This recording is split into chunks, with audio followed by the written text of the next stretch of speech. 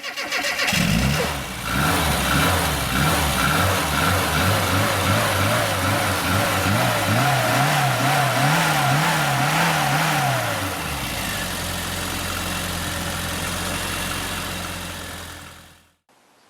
everyone, welcome back to another video. This will be the final part of the block getting completely stripped down before I can then start cleaning and looking at what parts need reassembly, etc. I've spun the engine round so it's facing the correct way up as it would sit in the car. The head bolts are all screwed in by hand loosely just so I don't lose them, and I'm now going to look at taking out the camshaft, the crankshaft and all the things attached like the pistons, etc. So I'm going to go for the camshaft first, and the first step of that is to get the tappet covers off and to remove each of the tappets from inside. 2 half-inch bolts, one here, and they're fairly straightforward to come off. You shouldn't find these are too tight. They're not tightened too far down, they've basically got a torque setting for the gasket round here, so it's enough to stop the oil leaking out but not enough to crush and destroy it.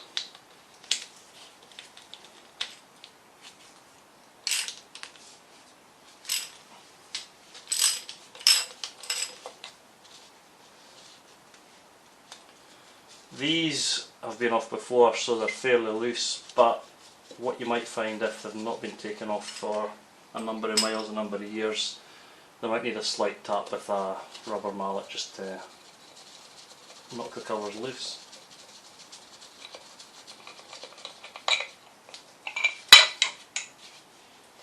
The first one. Obviously this one on the left hand side of the engine, as you look at it, has the breather canister and the breather hose coming from it.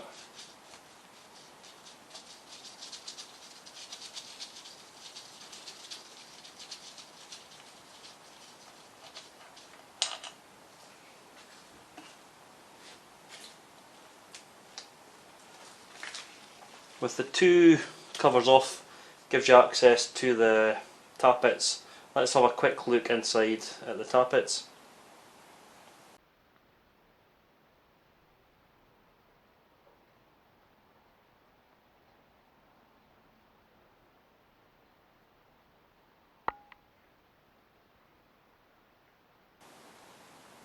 Now when taking these out, you need to keep them in the right order of which sequence they go in, because they wear to different tolerances, the same with the rods earlier on. I'm not too fussed about that because I've had a look at a couple of them and I've seen some slight signs of wear, so they'll be getting replaced in my case. So they'll be getting taken out, wiped and stuck in a bag. The way I get them out, stick my pinky in and just lift it out.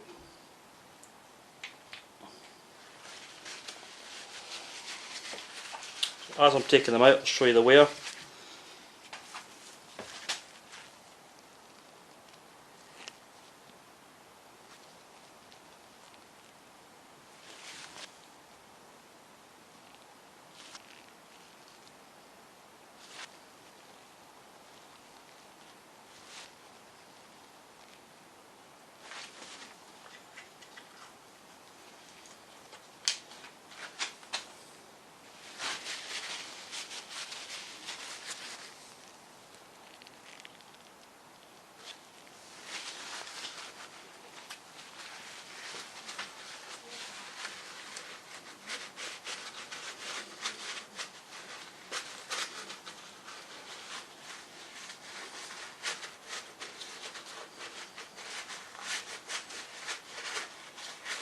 Right, now those are out the way, I can stick them to one side, move it round and I can focus on getting the camshaft out.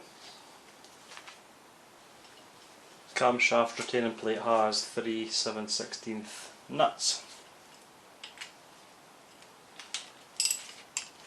Like I've found with a few other things, the nuts look new in comparison to the rest of the nuts surrounding it, whether that's just because they've been lubricated or whether that's possibly had a new camshaft. We'll soon find out. I'm quite intrigued. I did say at the start of this that it would be interesting to see inside the engine to see what story it tells me.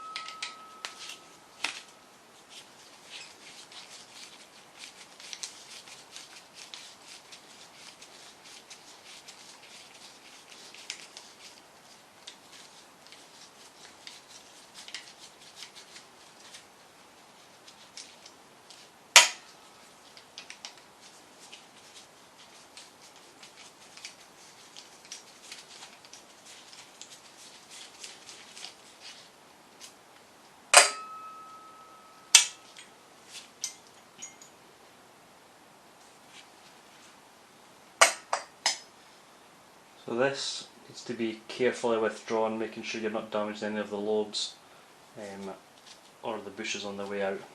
So I'm going to be very gentle with this.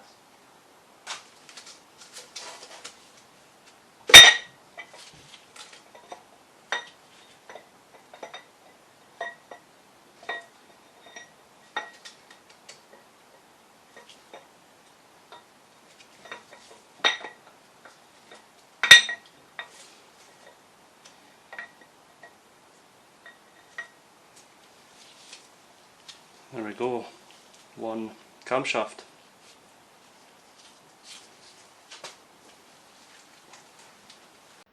First look at the camshaft on the bench, and I'm by no means a camshaft expert.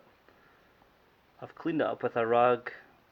What I have noticed on some of the tips, I don't know how well it'll pick up on camera, slight, very very slight wear here and here, or marks. Whether that'll come off, I don't know, I've not attempted yet. Same on the lobe here, if I just go along.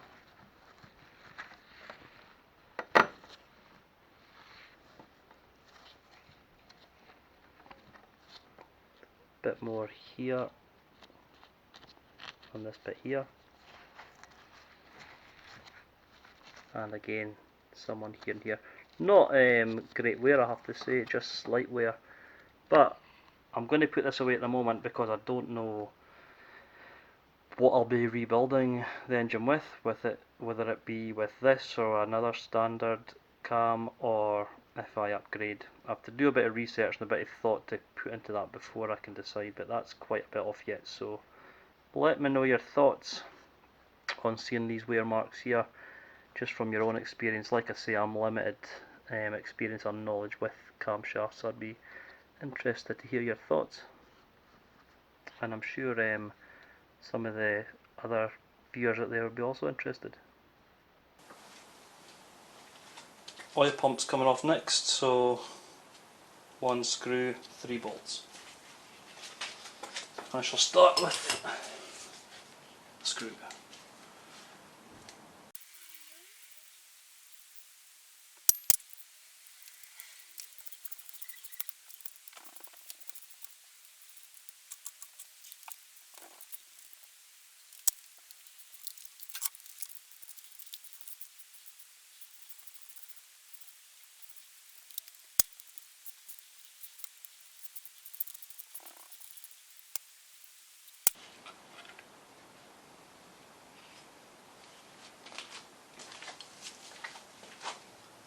Right, cap off, this just lifts, twists away, and leaving that free from the block. Again, it looks like it's been replaced at some point, but I can't say for sure. This in here, the drive shaft drive spindle, can just be carefully lifted through. Make sure not to damage the gear as it's coming out.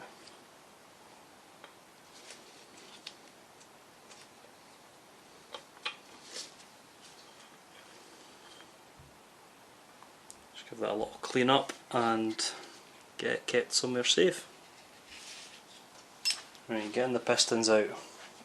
So these 2 bolts on each piston are for the cap, for the big end bearings. I'm doing a bit of research. What it does say is that there should be a locking tab and a bolt here. What the Haynes manual says is if it has these special shaped bolts with no tabs, that was unique to the 1275 engine. Obviously this isn't a 1275 engine, it's a 998, so I am wondering what the reasoning behind this is. Did Rover just not have any when they were assembling it? Has it been replaced? Who knows? But they're basically the shape of the old style sockets, and it's the 1/2 mil, like many things on this.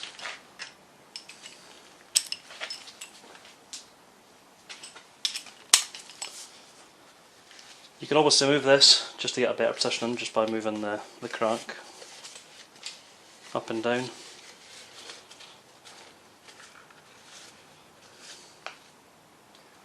So what you want is just so it's accessible, but it's towards the bottom of the bore, so that when it comes out you don't have as far to push it.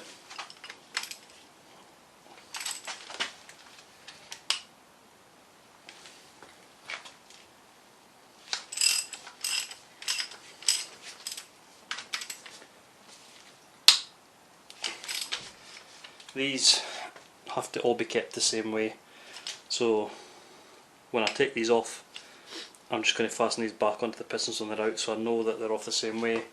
And obviously the piston needs to be matched to the correct bore. Again, as with most of it, I don't know what I'll be replacing, so I'll just keep note of what goes where. That way it's covering every basis when it goes back on.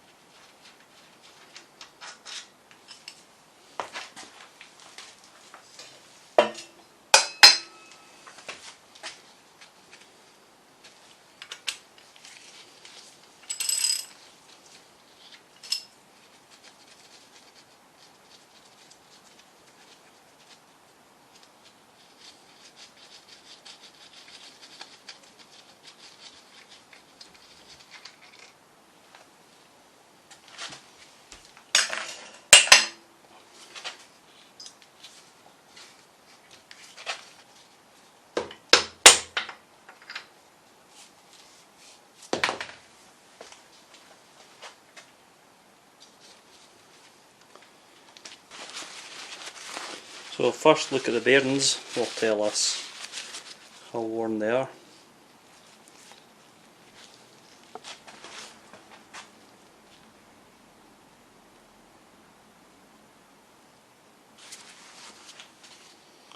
Come back to that, but once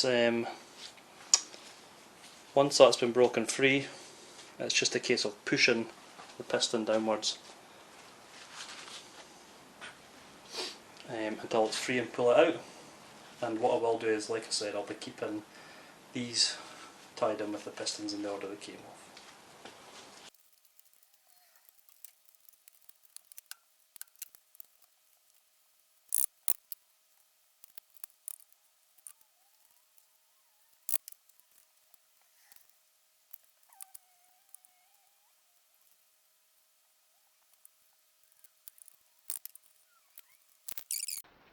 So all big end bearing caps removed, the pistons and connecting rods are now free from the crank.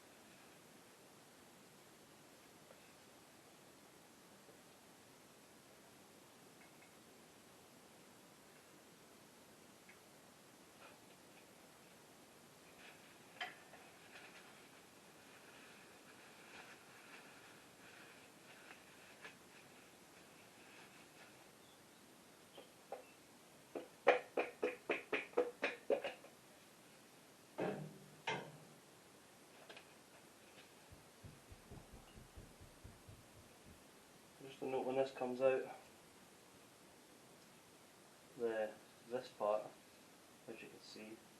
big end bearing cap goes on here. This part goes to the front of the engine. So you can see the wear past the oil and dirt on my gloves. Each different type of wear indicates something different, which I'll go into a bit later on.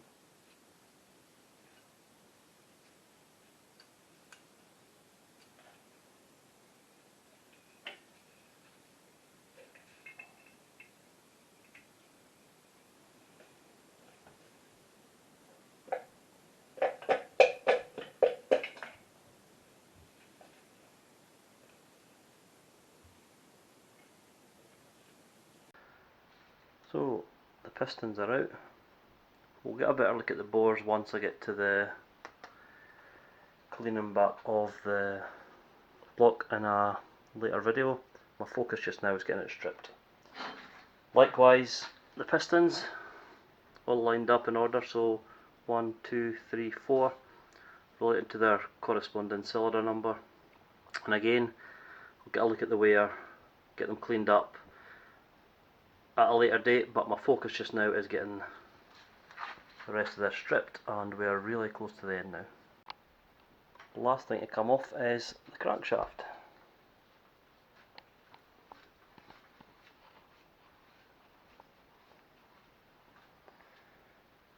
The main bearing caps here, here and here, when they come off, they have to come off the same way, so that one there, that one there, that one there, but they also have to come off the same orientation.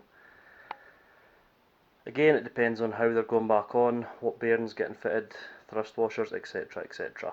But so it makes it a bit simpler and it gives me the option. What I'm going to do is I'm just going to mark each one of them. So I'm going to mark with some Tipex pen which one's which and which way they come on and off.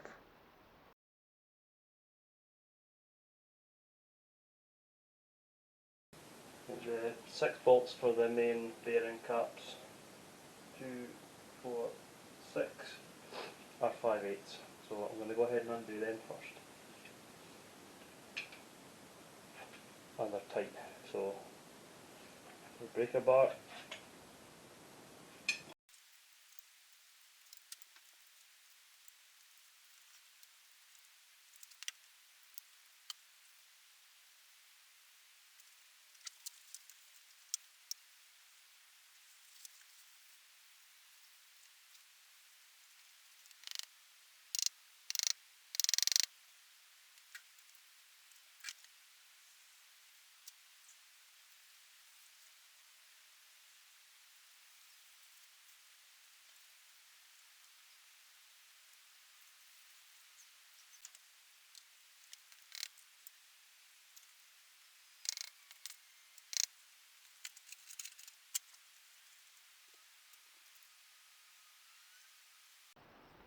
for the end bearing cap, the one I've marked number 1, there's also 2 bolts at this end that need undone. So I'm going to undo these, get this off, and then I'll come back to you once the crankshaft's ready to lift off.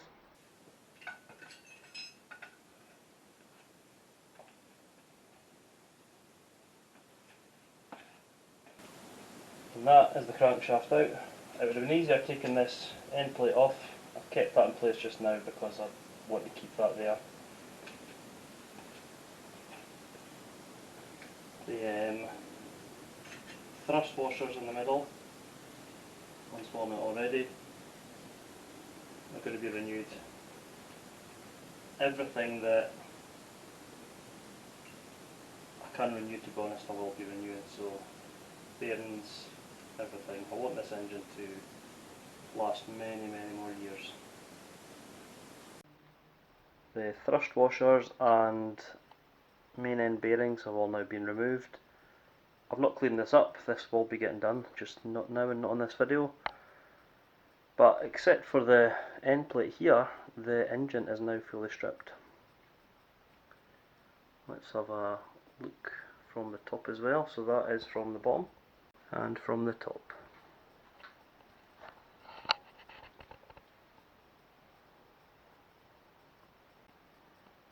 So as you can see, I have a bit of cleaning up to do now and a bit of organising of parts and storage of parts. It looks a bit like an explosion in an A-series engine factory, to be honest. Also behind me I've got various other bits and pieces. I just need to now go and get these stored accordingly. And that, as you can see, brings the A-series engine stripped down to a close. I've got numerous bits, as you've seen, scattered everywhere that need organised, cleaned, put into boxes. The plan is to work between bodywork on the shell and restoring or replacing items and getting it bit by bit built up. So I've purposefully split things into sections because I'll work on a bit at a time. The best way to do it. It stops you getting bored, it stops you getting complacent, and when it comes to the wear on some of the parts of the engine, I haven't shown it purely because I want to keep that for when I'm stripping it down. I'll try and explain best I can what the wear indicates, what the wear is and what I'm replacing, so I thought I would keep it a bit better sectioned there. So yeah, let me know what you've thought of this. It's, as I said at the start, my first time stripping an A-series engine to this extent. Some of it's been a learning curve, most of it's been enjoyable, and I would recommend anyone get their hands dirty with it because it develops a greater understanding of how it works, and it also gives you little tricks that, you know, it's a lot easier to do here on an engine stand than it is in a car. So to go and do it in a car, you would know what to look for next time, if that makes sense. So yeah, let me know what you think, let me know your opinions, your thoughts, your advice, your tips, and hopefully you've enjoyed this little series. Stay tuned for the rebuild of various items coming up at some point in the future. So yeah, I'll end that one there. I'll say thanks for watching, take care, and I'll see you in the next video. Cheers!